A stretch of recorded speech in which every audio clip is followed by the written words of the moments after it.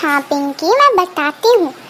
पहले अपने इन प्यारे प्यारे फ्रेंड्स को बोलो पार्ट 1 नहीं देखा तो जाके लिंक डिस्क्रिप्शन में दिया हुआ है, जाके देख लें। हाँ, तो अगर वो वीडियो नहीं देखा तो जल्दी से जाके देख लो। तो अब मैं आज की क्लास शुरू करती हूँ। मुझे तुम लोग को साइन के बारे में बताना था, है ना? ठीक है, तो जो अभी मैं बोर्ड पे लिखूंगी वो जल्दी जल्दी अपने कॉपी में नोट डाउन कर लो। उसके बाद मैं तुम्हें उसे बहुत अच्छे से समझा दूंगी। Full stop. A mark used in writing to show the end of the sentence. Now, question mark. A punctuation mark placed in the end of the sentence to indicate question. Exclamatory marks. A mark that is written after an exclamation. तो बच्चों, अगर तुम्हें इस definition में कुछ पूछना है तो जल्दी बोलो, क्योंकि मैं अभी से समझाऊंगी।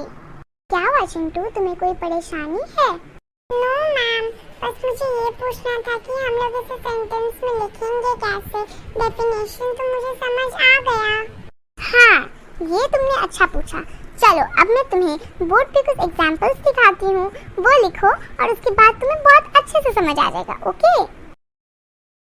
Oh no, my party is ruined. Just mark the exclamation mark.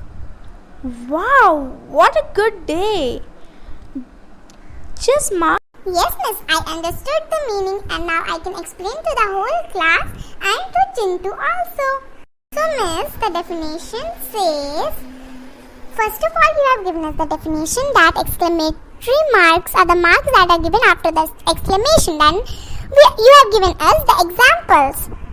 So, the examples were, oh no, my party is ruined means, oh no is the exclamation of the sentence and the exclamatory marks always comes after exclamation. Thank you. Very good Pinky, I am proud of you. तो बहुत अच्छा समझाया पिंकी ने, और अब मुझे नहीं लगता कि आप लोगों को कोई और प्रॉब्लम होगी। अच्छा रुको, सिर्फ इतना ही नहीं था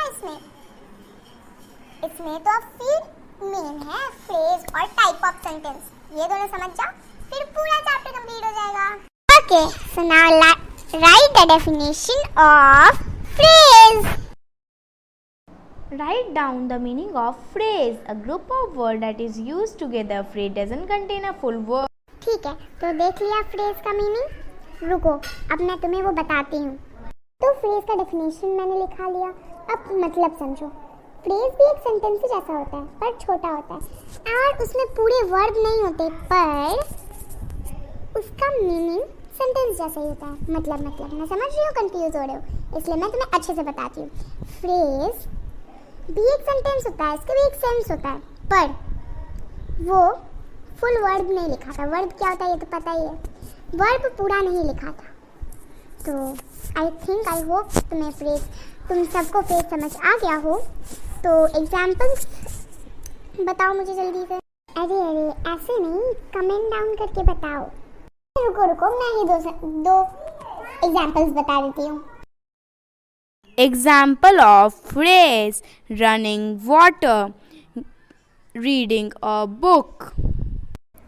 So you all have got the examples also, and if you know other examples then comment down below. ठीक है, तो जल्दी कमेंट करो। और अब हमारे जो लास्ट टॉपिक बचा है टाइप्स ऑफ सेंटेंसेस, उसको नेक्स्ट पार्ट में रखते हैं। तब तक आप क्या करोगे? तो आप समझ गए ना, वीडियो को लाइक करना है, चैनल को सब्सक्राइब करना है and press the bell icon. और ये तो एजुकेशनल वीडियोस हुए, पर अगर आपको स्टोरीज देखने में इंटरेस्ट है तो मेरे दूसरे चैनल को सब्सक्राइब कर लेना। और एप्लीकेशन का भी लिंक डिस्क्रिप्शन में है, वहाँ से जाके चेक कर लेना या कमेंट बॉक्स में भी मिल जाएगा। और इसका पार्ट 1 देखना मत भूलना। Bye bye.